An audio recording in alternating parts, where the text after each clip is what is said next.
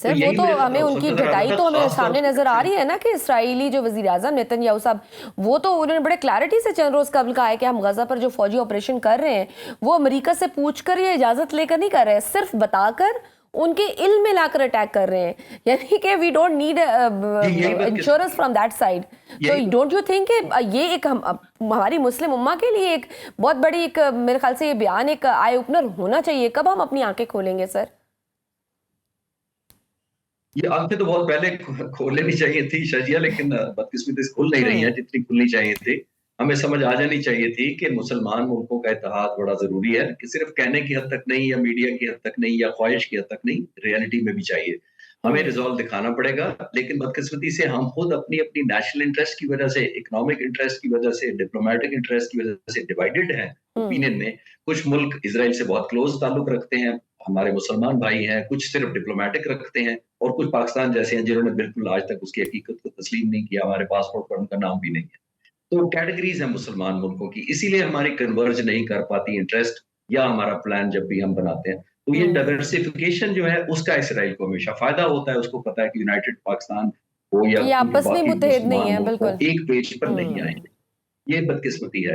लेकिन अभी भी आपने ठीक कहा कि आंखें खुलनी चाहिए, और आपने देखा ये ब्रीच हुआ है, इतनी दफा हो चुका है, फिर शहीद हुए मासूम जो फलस्तीनी है। और ये आज का नहीं है, मैं ट्रैक रिकॉर्ड फ्लैशबैक करता चलूं कि 1960s में फलस्तीनियन लिबरेशन ऑर्गेनाइजेशन पीएलओ ने आर्म स्ट्रगल की थी यासिर अरफात की लीडरशिप में। वो कोई कुछ साल जारी रही, फिर 1993 से लेकर 95 में तक एक ऑस्लो एग्रीमेंट हो गया यासिर अरफात के साथ, इसराइल का, अमेरिका ने करवाया। और उसमें लिखा हुआ था, आज पढ़ के देख लें, 32 साल पुराना एग्रीमेंट है, उसमें लिखा हुआ है कि ये जो एग्रीमेंट है ये लीड करेगा टू स्टेट की तरफ फाइनली। 32 साल में देखें हम वही खड़े हैं, और आज भी हम टू स्टेट की बातें कर रहे हैं, और इसराइल मूव किए जा रहा है। बिल्कुल। सर इस सब में ना सबसे अहम तो इस वक्त अमन फोर्स का गजा भेजने का मामला है। तुर्की और पाकिस्तान की मुश्तरका दिफाई सोच किस हद तक अमली इत्तेहाद में तब्दील हो सकती है, खास तौर पर अगर गजा में अमन फोर्स के क्याम की बात आगे बढ़े तो? चलिए, इससे पहले कि अमन फौज डिप्लॉय हो या कोई बात हो, मेरे जैसे स्टूडेंट ऑफ स्ट्रैटेजी के जहन में ये सवाल जरूर आता है कि टूल्स ऑफ एंगेजमेंट क्या है, उनकी एसओपीज क्या है उस डिप्लॉयमेंट की। बिल्कुल, वेरी क्योंकि इंपॉर्टेंट। पहली दफा हमें ज़हन में रखना चाहिए कि ये यूनाइटेड नेशंस की डिप्लॉयमेंट नहीं है, अक़वाम मुत्तहिदा के फ्लैग के अंडर हम नहीं जा रहे। जब भी यूनाइटेड नेशंस ट्रूप्स डिप्लॉय करती है कहीं भी दुनिया में, तो उसके रूल्स ऑफ एंगेजमेंट होते हैं, उनकी एक एम्पावरमेंट होती है ट्रूप्स की, कि वो क्या कर सकते हैं और क्या नहीं कर सकते, उनकी लिमिटेशन क्या है, उनकी ऑथराइजेशन क्या है। लेकिन ये क्योंकि प्रेसिडेंट ट्रंप का क्राफ्ट किया हुआ सारा मुआहदा है, तो कौन इसको लुक आफ्टर करेगा, इसकी लीगल मैंडेट क्या होगा। एथिकली मैं नहीं उसको चैलेंज कर रहा, हमें अपने फलस्तीनी भाइयों की मदद के लिए जाना चाहिए, उनकी सिक्योरिटी को इंश्योर करना चाहिए। लेकिन मैं तो ये कर रहा हूँ, जब ट्रूप्स डिप्लॉय होंगे, आया ये शूट टू किल कर सकते हैं, आया ये अरेस्ट करेंगे, आया ये डराएंगे, अगर इन पर खुद हमला होता है तो सेल्फ डिफेंस में मारेंगे, अगर किसी मासूम की जान कोई और ले रहा है तो उसको मार सकेंगे कि नहीं मार सकेंगे। एग्जैक्टली, बहुत और आप ज्यादा किसके खिलाफ रूल्स जा ऑफ रहे हैं, एंगेजमेंट बिल्कुल। और कि जब तक वो तय नहीं होते, मैं इस पे कमेंट नहीं कर सकता कि कितना कारगर होगा। और खास तौर पर अगर अमन की चाबी सारी इजराइल के प्राइम मिनिस्टर के पास है, तो उनका ट्रैक रिकॉर्ड तो सबके सामने है। उन्होंने भी सिंपैथी अपने लोगों की लेनी है, क्योंकि अपने यरगमाली वो वापस ले गए हैं, और अगले इलेक्शन के लिए उन्होंने एक नई हाइप क्रिएट करनी है। बिल्कुल सही। और ईरान ने भी कह दिया कि हम जोहरी तंसीबात को दोबारा तामीर करने जा रहे हैं। कितना चैलेंजिंग होगा ये अमेरिका के लिए इस खत्ते में? ये फिर काफी चैलेंजिंग होगा। ज़ाहिर है इसराइल और अमेरिका बिल्कुल यूनाइटेड है कि नहीं करने देना, और ये डिपेंड करेगा, क्योंकि सर्विलेंस अमेरिका की बहुत स्ट्रांग है। इंटरनली आपने मसाइल देखा कितनी पेनिट्रेट कर चुकी है ईरान के अंदर, कितने एक्यूरेटली, बट अनफॉर्चुनेटली उन्होंने साइंटिस्ट की रिपोर्टिंग की, लोकेशन की, किस तरीके से उनको एलिमिनेट किया गया। तो उनका नेटवर्क बहुत स्ट्रांग है। तो मैं इमीडिएटली तो कुछ नहीं देख रहा, लेकिन आई एम श्योर कि अमेरिका और इजराइल ये जरूर देखेंगे कि नंबर वन, इनके साइंटिस्ट कौन से बचे हैं, आया वो बहुत सीजनड है, एक्सपीरियंस है, इस काबिल हैं, या फ्रेश कोई ऐसे हैं जो साइंटिस्ट हैं, कितना खतरा है।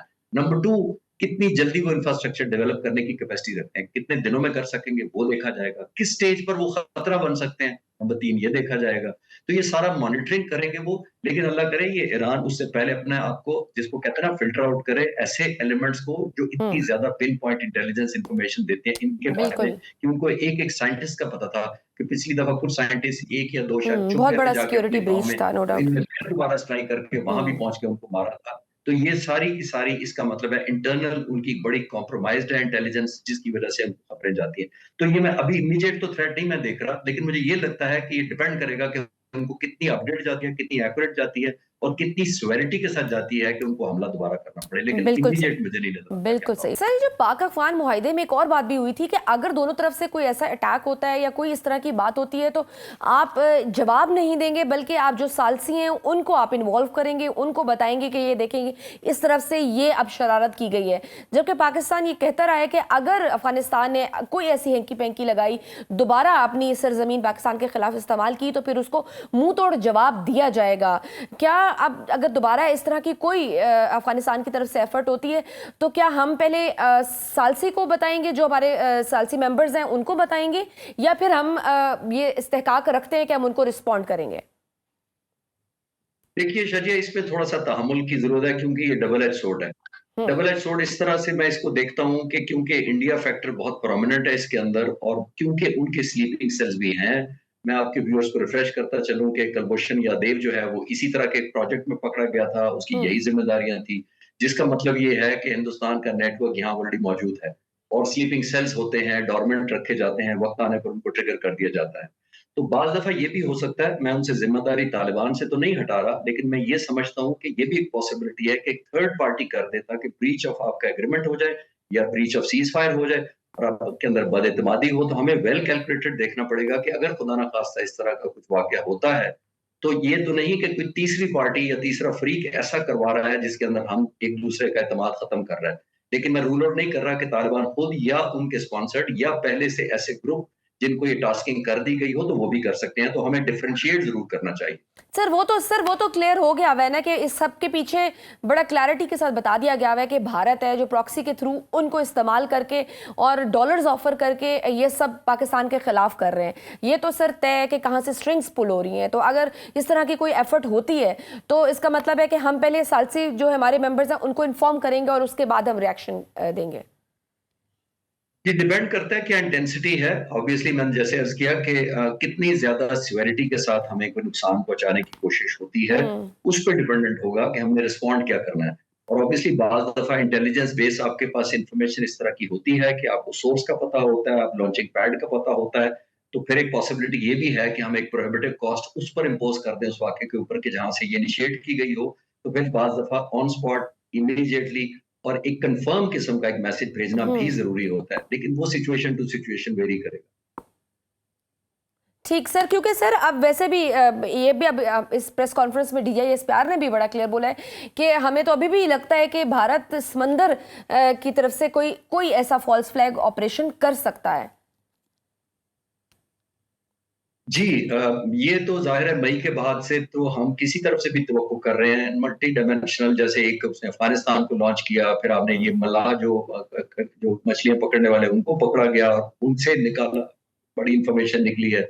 तो बात ये हम ये देखनी चाहिए, हमें रियलाइज़ करना चाहिए कि हिंदुस्तान कोई भी ऐसा मौका हाथ से नहीं जाने देगा। हम्म। और ज़ाहिर है वो स्ट्रेच करना चाहता है कि एक तरफ पाकिस्तान को अफ़गानिस्तान के साथ अनकंफर्टेबल किया जाए और सेकंड प्रॉन्ग खोला जाए साउथ ईस्ट की तरफ पाकिस्तान के, जहाँ वो समंदरी हदूद में अपनी एक्सरसाइज कर रहे हैं, हम्म। शो ऑफ फोर्स दिखा रहे हैं। विक्रांत को सिर्फ जिसको मैं हमेशा कहता हूँ वो शायद फोटोशूट के लिए रखा हुआ है, उन्होंने फिर निकाला, उसके ऊपर चंद तस्वीरें खींची जहाज़ों के बैकग्राउंड में और मीडिया को रिलीज़ कर दी कि ये विक्रांत खड़ा है। मैंने विक्रांत अपनी सर्विस के दौरान भी और उसके बाद भी रिटायरमेंट के मैंने बड़ा डाटा किया, बड़ा रिसर्च किया, मैंने पाक फ़ज़ाइया से भी पूछा, पाकिस्तान बहरिया से भी पूछा, हम्म। वो विक्रांत आज तक नज़र नहीं आया और ना निकाला जा सका है। वो मुझे लगता है एक्सरसाइज़ेज़ के लिए होता है और एक फ़ोटोशूट के लिए होता है और मीडिया को प्रेज़ेंस दिखाने के लिए होता है। तो हम्म। अगर वो समंदर की तरफ कोई इन्होंने अनफॉर्चुनेट अगर कोई मिसएडवेंचर करने की कोशिश की, तो ये हम्म। मैं आपको कन्फर्म कर सकता हूँ कि हमारी विजिलेंस, हमारी नज़र और हमारा जो इन्फॉर्मेशन नेटवर्क है, वो हिंदुस्तान की शायद सोच से भी आगे तक है।